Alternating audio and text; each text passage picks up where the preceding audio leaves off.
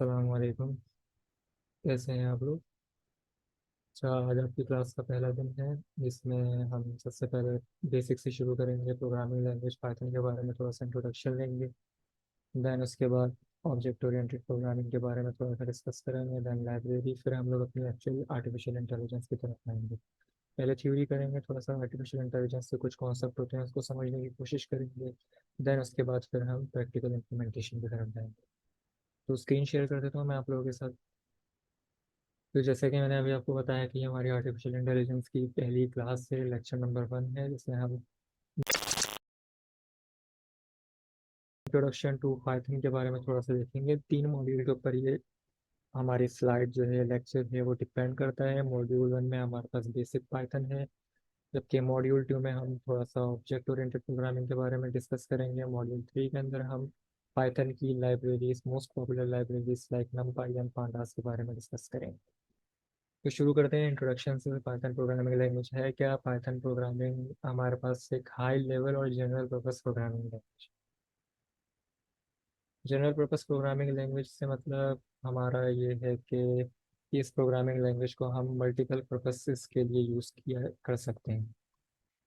इसके अपोजिट के अंदर हमारे पास एक डोमेन स्पेसिफिक लैंग्वेज होती है, टर्मिनोलॉजी है डोमेन स्पेसिफिक लैंग्वेज, जो सिर्फ एक ही मकसद के लिए बनी जाती है। लाइक HTML का आपने नाम सुना होगा, जो कि हाइपर टेक्स्ट मार्कअप लैंग्वेज है। वो एक डोमेन स्पेसिफिक लैंग्वेज है। उसे आप जो है वो कैलकुलेशन के लिए यूज़ नहीं कर सकते। उससे आप सिर्फ वेब पेजेस के बॉडी और स्ट्रक्चर को ही बना सकते हैं। इसी तरीके से CSS है। CSS भी एक डोमेन स्पेसिफिक लैंग्वेज है। इसके अंदर आप स्टाइलिंग कर सकते हैं। और इसके अलावा हमारे पास और भी होती हैं, जैसे SQL आ गई, स्ट्रक्चर्ड क्यूरी लैंग्वेज। वो भी डोमेन स्पेसिफिक लैंग्वेज है। सिर्फ और सिर्फ डेटा को मैनिपुलेट करने, डेटाबेस क्रिएट करने और उसके अंदर ऑपरेशंस परफॉर्म करने के लिए यूज़ होती है। पाइथन हमारे पास जनरल पर्पस प्रोग्रामिंग लैंग्वेज है। और it design philosophy emphasizes code readability with the use of significant indentation। इसका जो हमारे पास जो सिंटैक्स है वो बाकी प्रोग्रामिंग लैंग्वेज से बिल्कुल डिफरेंट होता है। बहुत इजी सिंटैक्स होता है इसका, इजी टू अंडरस्टैंड होता है। इसके अंदर हमारे पास बहुत फ्यू लाइंस ऑफ कोड लिखनी पड़ती है और हमारा जो है वो काम हो जाता है। Python is dynamically type and garbage collected. दो टर्मिनोलॉजी यूज हुई है यहाँ पे, डायनामिकली टाइप और गार्बेज कलेक्टेड। डायनामिकली टाइप का मतलब आपने दूसरी प्रोग्रामिंग लैंग्वेजेस के अंदर देखा होगा कि उसके अंदर हम लोग जब किसी वेरिएबल्स को जब डिफाइन करते हैं तो उसकी डेटा टाइप हम मेंशन करते हैं कि वो आया कि वो इंटीजर है या फ्लोट है। हम प्रोग्रामिंग के अंदर ही उसको डिफाइन कर रहे होते हैं क्या है कि हम ये वेरिएबल जो बना रहे हैं वो फ्लोट है या इंटीजर। लेकिन पाइथन के अंदर ऐसा नहीं होता। पाइथन के अंदर हम लोग जब वेरिएबल्स को डिफाइन करते हैं तो हम जो है वो उसकी डेटा टाइप को डिक्लेयर नहीं करवाते। पाइथन का जो इंटरप्रेटर होता है वो खुद ही आइडेंटिफाई कर लेता है कि आपका जो वेरिएबल है वो फ्लोट है या इंटीजर है या डबल। काइंडली अपने माइक को म्यूट कर दीजिए।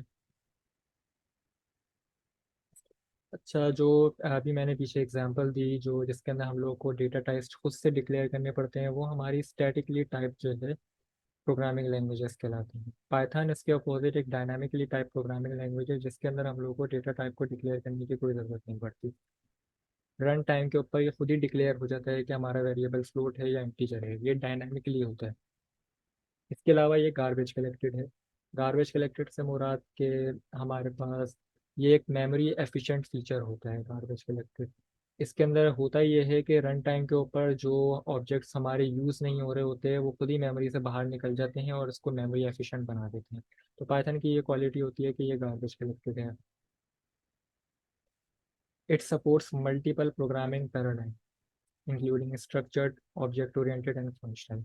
पाइथन जो है वो सारे पैराडाइम को सपोर्ट करती है, प्रोग्रामिंग पैराडाइम को, including object oriented programming. Python can be used as object oriented programming, as a functional programming and can be used as a structured programming and procedure programming as well. Functional programming like जिसके अंदर हम लोग जो है वो code की readability के ऊपर फोकस करते हैं। हम डिफरेंट फंक्शनल फंक्शंस बनाते हैं, फंक्शंस के अंदर फंक्शंस बनाते हैं और उस डिफरेंट फंक्शंस को रिटर्न करते हैं। तो पूरा एक जो प्रोग्रामिंग का जो हमारा एक प्रोसेस होता है वो सीधा एक फंक्शन के अंदर डिपेंड कर रहा होता है, तो इसलिए इसका नाम है functional programming.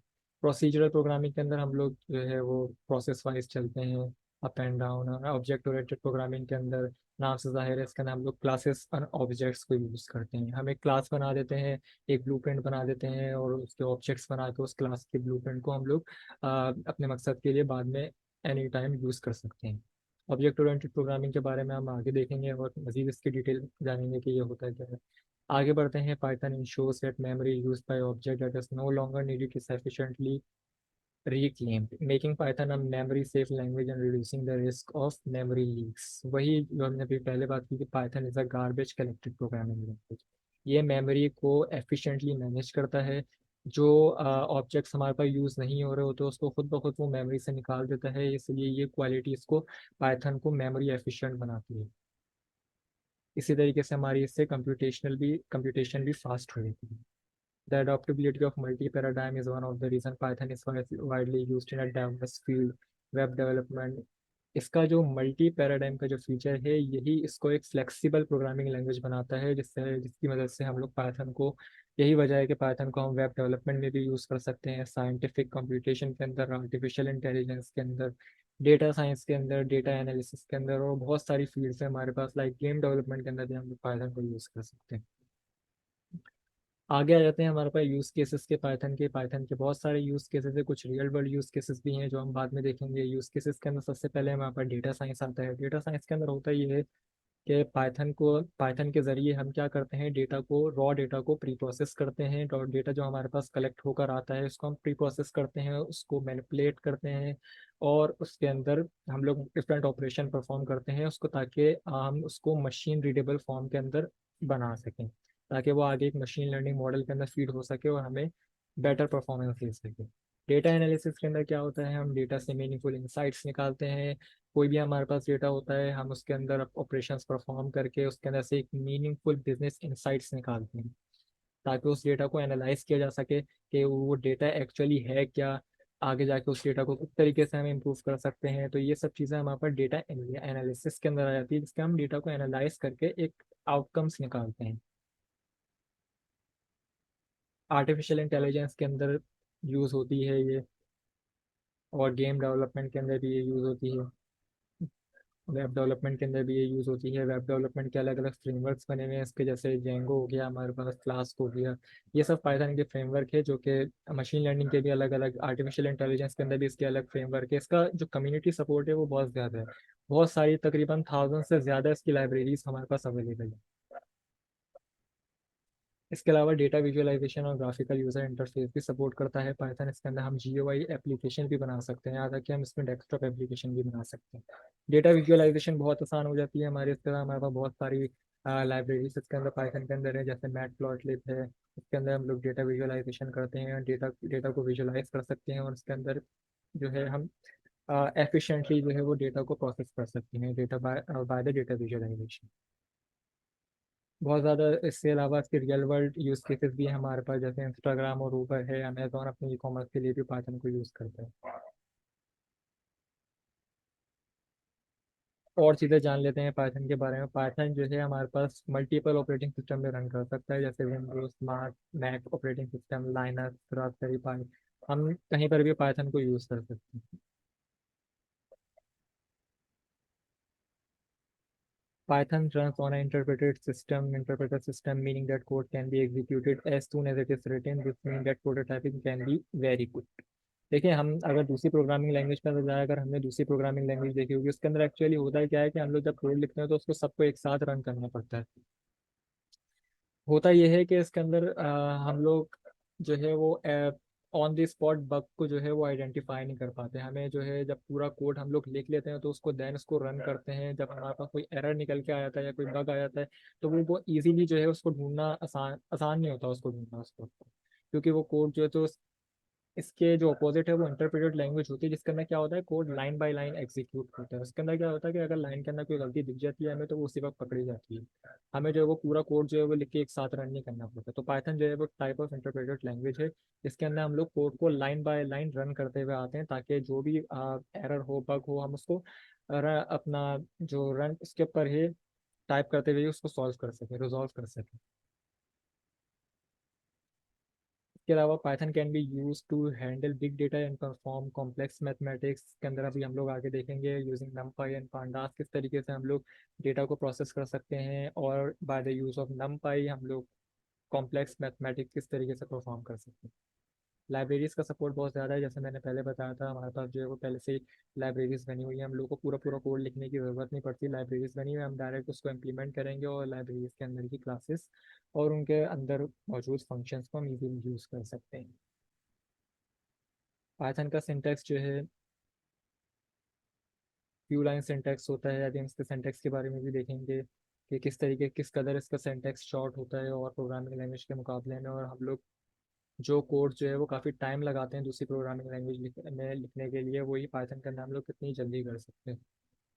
Python relies on indentation, Python के अंदर हम लोग इंडेंटेशन के ऊपर प्योरली रिलाई करते हैं, है ना, कॉमा सेमी कॉलन वगैरह ऐसे हम लोग इसके ऊपर इतना ज़्यादा डिपेंड नहीं करते जितना ज़्यादा हम लोग इंडेंटेशन के ऊपर डिपेंड करते हैं। ज़रा सी इंडेंटेशन पाइथन के कोड के अंदर जो अभी हम लोग प्रैक्टिकली अभी देखेंगे कि इंडेंटेशन ज़रा सी इंडेंटेशन ख़राब होने पे पाइथन का कोड रन नहीं करता, मसला बन जाता है हमारे।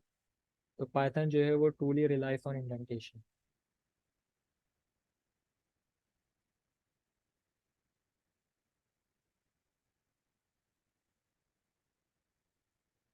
आगे आ जाते हैं, ये तो था हमारा पाइथन का बेसिक इंट्रोडक्शन। अब आ जाते हैं हम के पाइथन को इंस्टॉल कैसे करते हैं। तो सबसे पहले आपको अपने कंप्यूटर में ये देखना है कि आपके पास पाइथन इंस्टॉल हुआ हुआ है या नहीं। सीएमडी के अंदर सबसे पहले हम लोग टाइप करेंगे Python minus minus version. Let me show you.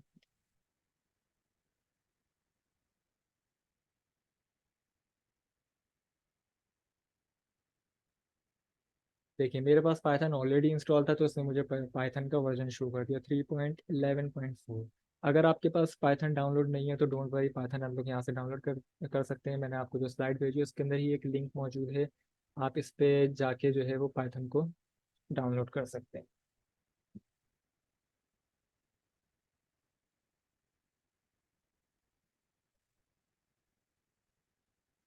ये वेबसाइट है पाइथन की ऑफिशियल वेबसाइट है, जिससे हम लोग यहाँ पे पाइथन को डाउनलोड कर सकते हैं। मेरे पास ये डाउनलोड है, आप इसको डाउनलोड कर दीजिएगा, कोई इशू हो तो आप मुझसे पूछ लीजिएगा।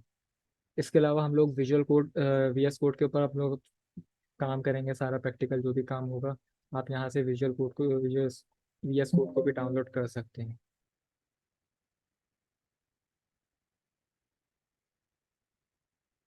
विंडो अगर आपके पास विंडोज़ है तो यहाँ से विंडोज़ के लिए डाउनलोड करेंगे, या आपके पास कोई और ऑपरेटिंग सिस्टम है तो आप अपने हिसाब से इसको यहाँ से डाउनलोड करेंगे। लिंक आपको दिया हुआ है। इसके अलावा आपको एनाकोंडा जुपिटर नोटबुक डाउनलोड करनी पड़ेगी, सभी लिंक मैंने यहाँ पे दिया हुआ है। क्या करना है आपको, बस यहाँ से इसको डाउनलोड करना है और सारी चीज़ें जो भी हैं डिफ़ॉल्ट रख के उसको इंस्टॉल कर दें। कुछ भी आपने एडिशनल उसके अंदर जो है वो छेड़खानी नहीं करनी, जो भी है सबको आपको डिफ़ॉल्ट ही रखना है।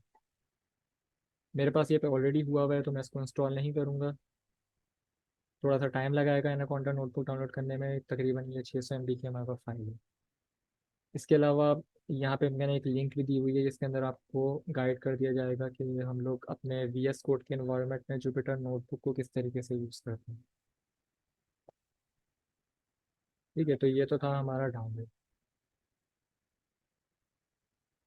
चलें अब इसकी थोड़ी बहुत जो है वो लैब की तरफ चलते हैं, वीएस कोड के ऊपर थोड़ा इसको इम्प्लीमेंट करते हैं।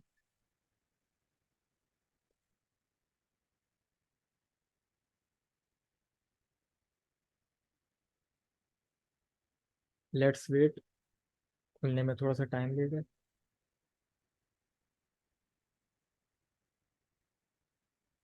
ये खुल गया है। तो एक्सरसाइज 1 है, सबसे पहले हम लोग कोड रन करके देखेंगे बारी बारी। ये मैंने कुछ कोड लिखे हुए हैं और कुछ कोड हम आगे लिखेंगे जो मैंने इस एक्सरसाइज में इंक्लूड नहीं किए। सबसे पहले सिंटैक्स देख लेते हैं हम पाइथन का, कि पाइथन के अंदर अगर हम लोगों को कुछ भी चीज़ प्रिंट करवानी होती है स्क्रीन के ऊपर तो वो किस तरीके से करते हैं। बहुत छोटा सा सिंटैक्स है इसका, प्रिंट लिख के हम लोग खाली यहाँ पे स्ट्रिंग डाल देते हैं। स्ट्रिंग जब भी हम लोग लिखते हैं तो उसको डबल कोटेशन मार्क के अंदर लिखते हैं, तब जाके पाइथन उसको एज ए स्ट्रिंग ट्रीट करता है। रन करेंगे इसको शिफ्ट प्लस एंटर दबा के, या तो फिर आप इसको यहाँ से भी रन कर सकते थे। तो ये देखें यहाँ पे इसने स्क्रीन के ऊपर प्रिंट करके मुझे दे दिया, this is a Python course. थोड़ा और आगे चलते हैं, Python as a calculator. Python को हम लोग एज अ कैलकुलेटर यूज़ कर सकते हैं। हम जब प्रिंट करते हैं 2+2 तो ये हमें 4 यहाँ पे प्रिंट करके देगा। अगर हम यहाँ पे प्रिंट करेंगे तो ये हमें इसको ऑपरेशन परफॉर्म करके देगा। प्लस का ऑपरेशन जो है वो यकीनन दोनों को एडिशन कर देगा। 2+2 ये 4 आंसर दे देगा। माइनस का operator same as it is mathematics की तरह है। और ये जो है यहाँ पे स्टार का साइन, ये multiplication operator for the multiplication. तो ये इसने ऑपरेशन परफॉर्म करके यहाँ पे मल्टीप्लाई कर दिया। तो इस तरीके से और ये बहुत सारे ऑपरेशन परफॉर्म हुए हैं। एक और चीज़, कुछ चीज़ प्रिंट करवाने के लिए कभी कभी हमें प्रिंट स्टेटमेंट लिखने की भी ज़रूरत नहीं पड़ती। लाइक अगर मैं यहाँ पे न्यू सेल इंसर्ट करूँ, यहाँ से जाके इंसर्ट सेल पे लो, अगर मैं यहाँ पे 2+2 लिखूँ तो ये मुझे वैसे भी आंसर दे देगा, मुझे प्रिंट लिखने की ज़रूरत नहीं। अगर प्रिंट लिख के देख लेते हो तो तब भी मुझे ये यही आउटपुट देगा।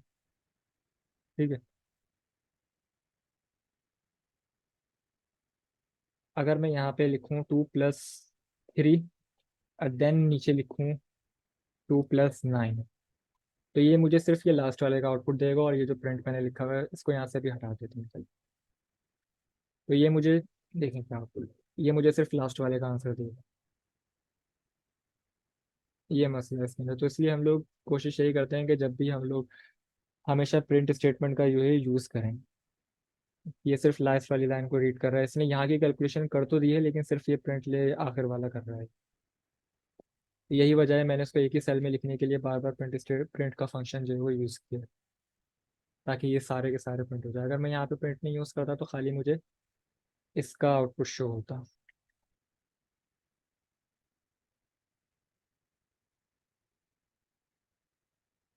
इसी तरीके से डिवीजन के लिए है। यहाँ पे डिवीजन के लिए ये एक एज अ फ्लोट जो है वो हमें रिटर्न कर रहा है। देखें, ये मैंने आपको बताया था कि ये डायनामिकली टाइप प्रोग्रामिंग लैंग्वेज है जिसके अंदर हम लोग को डेटा टाइप को डिक्लेयर करने की कोई ज़रूरत नहीं है। रन टाइम पे उसको पाइथन जो है वो ये खुद ही आइडेंटिफाई, इसका जो रन टाइम है वो खुद ही आइडेंटिफाई कर लेता है कि आपका जो नंबर है उसकी डेटा टाइप उसकी क्या है, वो फ्लोट है, वो डबल है, वो एक इंटीजर है। ये खुद जो है वो रन टाइम के ऊपर डिसाइड हो जाता है। ये आपको जो है वो एक्सप्लिसिटली इसको डिफाइन करने की ज़रूरत नहीं पड़ती। अगर आप ये कोई और प्रोग्रामिंग लैंग्वेज के अंदर ये काम करें तो वो आपको ज़रूर टाइप एरर देगा या टाइप मिसमैच का। तो इस तरह के हमारे पास कॉन्फ्लिक्ट्स आ जाते हैं।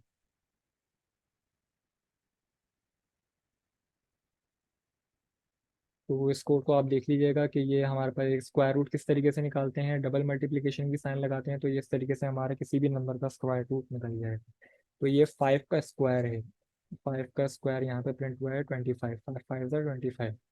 इसी तरीके से ये 2 की पावर 7 है। डबल हमारे पास मल्टीप्लिकेशन पावर के साइन के यूज़ होता है। अच्छा, अब आ जाते हैं वेरिएबल्स के ऊपर। अभी तो हम लोगों ने ये डायरेक्टली इसके अंदर ऑपरेशन परफॉर्म किए हैं, ऑपरेटर्स लगाए हैं। हम लोग वेरिएबल्स के अंदर भी ऑपरेटर लगा सकते हैं। इसके अंदर क्या किया है, हम लोगों ने एक 20 को एक वेरिएबल के अंदर स्टोर किया है। इसके अंदर हम लोग को कोई भी टर्मिनेट करने की ज़रूरत नहीं है। कॉमा लगा भी दें तो कोड को कोई फ़र्क नहीं पड़ता, लेकिन वैसे भी अगर ना भी लगाएं तो हमारे पास कोई इसके अंदर कोई एरर नहीं आता। और प्रोग्रामिंग लैंग्वेज के अंदर हम लोग करते थे ना, उसके अंदर सेमी कोलन लगाना पड़ता था जिसको हम लोग स्टेटमेंट टर्मिनेटर कहते थे। अगर आपने कोई प्रोग्रामिंग लैंग्वेज पढ़ी है इससे पहले या थोड़ी बहुत बेसिक भी है तो आपको अंदाज़ा होगा इसका। अगर नहीं भी है तो कोई मसला नहीं है, इसमें हम बता देंगे, आप बता दूंगा आपको। इसके अंदर हमें कॉमा या कोई भी स्टेटमेंट टर्मिनेटर की ज़रूरत नहीं है। जब भी नेक्स्ट लाइन पे आता है तो हमारा जो पाइथन का इंटरप्रेटर है वो खुद ही समझ जाता है कि ये स्टेटमेंट टर्मिनेट हो चुकी है। क्योंकि यहाँ पे मैंने बताया था पाइथन जो है वो truly relies on the white spaces and indentation. यहाँ पे इंडेंटेशन और वाइट स्पेस हमारे पास बहुत ज़्यादा मैटर करती है रादर देन कॉमास और सेमीकोलन के। विड्थ हमने यहाँ पे 20 दे दी और हाइट के अंदर हम लोगों ने क्या किया, 5 को 9 से मल्टीप्लाई कर दिया। अब विड्थ के अंदर हमारे पास 20 है और हाइट के अंदर हमारे पास 5 × 9। जो भी इसका रिजल्ट आएगा वो हमारे पास हाइट में चले जाएगा। और होगा क्या, फिर अगली लाइन के अंदर विड्थ को मल्टीप्लाई कर देंगे हाइट से। अब आप मुझे ये बताएं कि यहाँ पे जो है height, width multiply by height show होगा, क्योंकि हमने इसको प्रिंट फंक्शन के अंदर नहीं लिखा।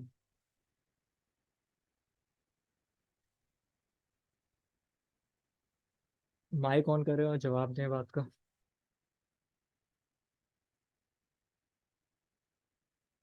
रयान सफर, आपको मेरी आवाज़ आ रही है? हाँ जी, आ रही है। ठीक है, आप क्लास में लेट आए थे। आप मुझे ये बताएं कि यहाँ पे विथ मल्टीप्लाई बाय हाइट, तो इसका कुछ आउटपुट आना चाहिए आउटपुट पे हमारे पास, क्योंकि हमने उसको प्रिंट फंक्शन के अंदर नहीं यूज़ किया। अभी ऊपर ही बताया है मैंने। अगर प्रिंट के अंदर नहीं दिया हो तो नहीं आना चाहिए। आएगा। अभी मैंने आपको बताया। क्यों आएगा? क्योंकि हमने यहाँ पे सिर्फ एक ही दफ़ा यहाँ पे लिखा है। अगर हम यहाँ पे इसको दो दफ़ा लिख देते, मिसाल के तौर पे यहाँ पे विथ को मल्टीप्लाई अगर हम करवा देते हैं यहाँ पे विथ से ही, ठीक है, तो यहाँ पे अब कौन सा वाला प्रिंट होगा, लास्ट वाला या ऊपर वाला? यहाँ पे लास्ट वाला तो नहीं होगा। लास्ट वाला ही होगा। सबसे लास्ट वाले को ये प्रिंट कर देगा, और इसको ये कैलकुलेशन तो कर देगा लेकिन सामने हमारे प्रिंट नहीं करेगा। अगर हम इसको प्रिंट के अंदर डालते हैं,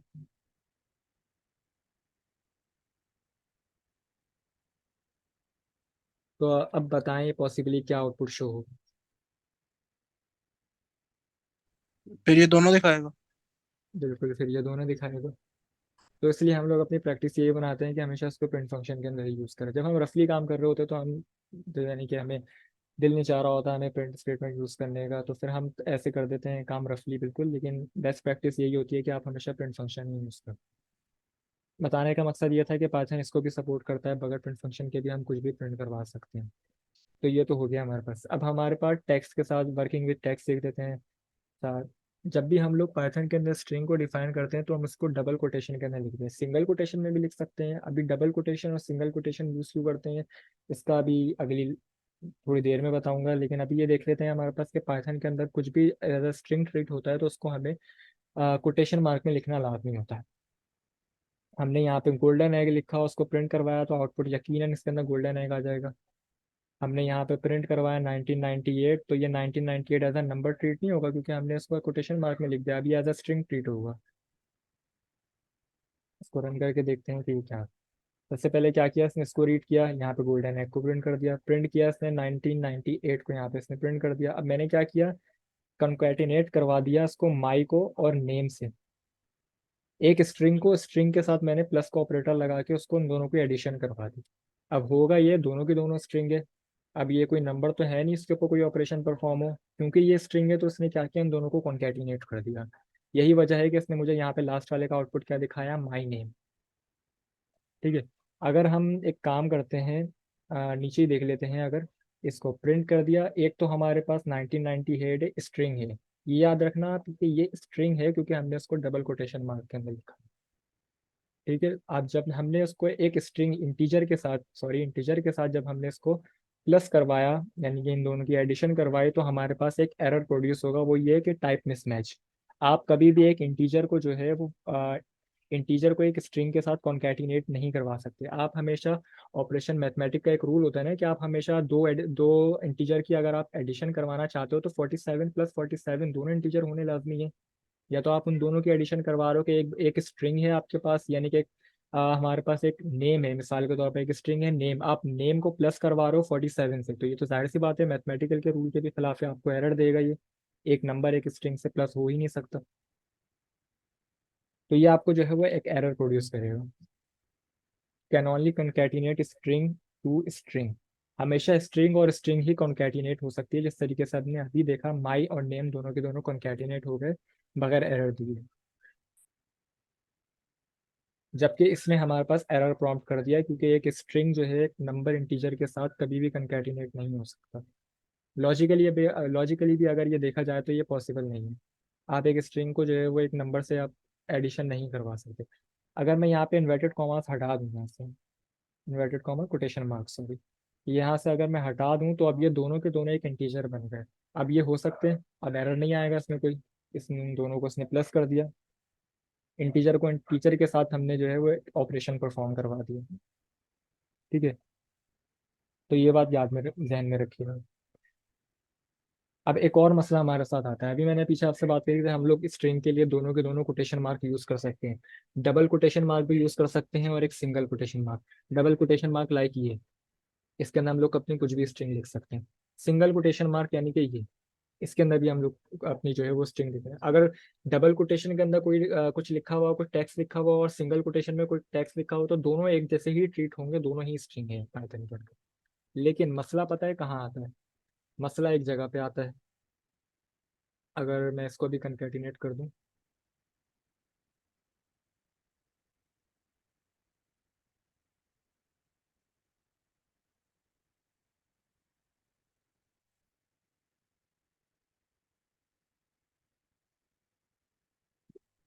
मिसाल के तौर पर हमें एक ऐसी स्ट्रिंग लिखनी है जिसके अंदर स्ट्रिंग के अंदर भी जो है वो इन्वर्ट हमारे पास कोटेशन मार्क हो। जैसे कि एक स्ट्रिंग है, हमने क्या किया, एक पाइथन का फंक्शन है, प्रिंट है हमारे पास फिक्स, हमने जो है वो प्रिंट फंक्शन को कॉल किया, और उसके अंदर हम लोग एक स्ट्रिंग को लिखना चाहते हैं, माई कार इज ब्यूटीफुल। और मैं चाहता हूँ कि कार जो है मेरे पास एक कोटेशन मार्क के अंदर है। तो मैंने यहाँ पे लिखा माई, और कार जो है मेरे पास जो है वो कोटेशन मार्क में है। My car is beautiful. ठीक है। अब यहाँ पे कॉन्फ्लिक्ट आ गया हमारे पास। अब हमने एक कोटेशन मार्क तो इसकी थी कि इसको एज अ स्ट्रिंग डिक्लेयर करवाना था हमें, तो इसलिए हमने इसको कोटेशन कोटेशन मार्क में लिखा। अब हम चाहते हैं कि कार भी कोटेशन के अंदर आए। तो ये कार को जो है वो कॉन्फ्लिक्ट आ रहा है, वो कह रहा है कि डबल डबल कोटेशन आप यूज़ नहीं कर सकते। तो ये इसने यहाँ पे एरर दे दिया, यानी कि आप जो है वो कोटेशन के अंदर कोटेशन यूज़ नहीं कर सकते। तो इस चीज़ को ओवरकम करने के लिए हम लोग क्या करते हैं, तो कोटेशन साइन को डिफरेंट कर देते हैं। मैंने अभी आपको बताया कि डबल कोटेशन भी यूज़ कर सकते हैं, सिंगल भी यूज़ कर सकते हैं। तो हमें इसको उस तरीके से करना पड़ेगा, इसको डबल कोट से हटा के सिंगल कोट के अंदर लाना पड़ेगा। तब जाके एक ये वैलिड सेंटेक्स आएगा हमारे पास, अब ये प्रिंट हो जाएगा, माई कार इज ब्यूटीफुल। अब कोई कंफ्लिक्ट नहीं आ रहा है उसके अंदर। या तो फिर हम इसको इन्वर्स भी कर सकते हैं, यहाँ पे जहाँ पे डबल कोट है वहाँ पे सिंगल लगा दें, यहाँ डबल लगा दें। एक और इसका अल्टरनेटिव वे होता है। वो अल्टरनेटिव वे इसका ये होता है, अभी इसको वापस से करते हैं, ये डबल कोट में लिखा हमने। हम क्या करते हैं, यहाँ पे एक बैकवर्ड स्लैश लगा देते हैं, इससे जो कोटेशन है उससे पहले। ये भी एक वैलिड सिंटैक्स है। समझ में आया आपको? कि जब भी हम लोग को जो कोटेशन के अंदर, एक तो कोटेशन हमारी स्ट्रिंग के लिए होती है, उसके अंदर भी अगर हम कोटेशन यूज़ करना चाहें तो हमें फिर ये ट्रिक यूज़ करनी चाहिए, ये ट्रिक हम लोग यूज़ कर सकते हैं ताकि कोई कॉन्फ्लिक्ट हमारे पास ना आए किसी भी किस्म का। एक और मसला हमारे साथ आता है वो ये कि पाइथन के अंदर अगर, यहाँ पे एक इंसर्ट से करते हैं। अच्छा, ये मीटिंग एंड होने वाली है, मेरे ख्याल से 45 मिनट होने वाले हैं उसको। ये मीटिंग दोबारा से क्रिएट होगी, तो आप लिंक मैं भेज दूंगा, आप दोबारा से उसको रीजॉइन करिएगा, ठीक है? अगर हम कुछ प्रिंट करवाना चाहते हैं और हमारे पास एक स्ट्रिंग है, माई कार, और माई कार के बाद मैं चाहता हूँ कि एक लाइन का ब्रेक आ जाए, तो मैं यहाँ पे जो है वो बैक स्लैश लगा के एन लिखूंगा, और यहाँ पे लिखूंगा मैं ब्यूटीफुल। तो ये क्या कर रहा है, इसने लाइन को ब्रेक कर दिया। माई कार, जहाँ पे मैंने ये बैक स्लैश एन लगाया था, वहां से इसने क्या किया, लाइन को ब्रेक कर दिया। ठीक है, लाइन को इसने ब्रेक कर दिया। अब हम कभी कभार ऐसा होता है ना कि हम लोग जो है वो कोई जो पाथ होता है हमारी डायरेक्टरी का, वो पाथ हम लिखना चाह रहे होते हैं। ठीक है, इस तरीके से हम लोग पाथ लिखना चाह रहे होते हैं। आपने हम लोगों को मिसाल के तौर पर एक पाथ जो है वो हम लोगों ने, इसको अभी अगर कमेंट करें हम लोगों को एक पाथ जो है वो यहाँ पे प्रिंट करवाना है। वो है सी के अंदर सम, और सम के अंदर एक नेम। तो एक कन्फ्लिक्ट आ गया। इसने क्या किया, इसको बैक स्लैश एन समझने लग गया, वो समझने लग गया कि यहाँ पे जो है वो लाइन को ब्रेक करना है। और उसने क्या किया, सी सम के बाद यहाँ पे लाइन को ब्रेक कर दिया और ए एम ही अलग से प्रिंट कर दिया। हमें ऐसा नहीं चाहिए, हमें ऐसा नहीं चाहिए। तो इसका भी एक तरीका है, इस चीज़ को ओवरकम किस तरीके से कर सकते हैं। हम यहाँ पे आर, यहाँ पे कोटेशन मार्क से पहले यहाँ पे आर यहाँ पे लिखते हैं, ताकि हम हमारे पास ये कॉन्फ्लिक्ट ना आए। इसको हम लोग रॉ स्ट्रिंग कहते हैं। इसकी बदौलत हम लोग जो है वो कोई भी स्ट्रिंग जो है वो अपनी मर्जी से लिख सकते हैं, यानी कि रॉ स्ट्रिंग है, इसके अंदर कोई भी हमारे पास किसी भी किस्म का कोई फंक्शन का कॉन्फ्लिक्ट नहीं आएगा, या कोई कीवर्ड का कॉन्फ्लिक्ट नहीं आएगा।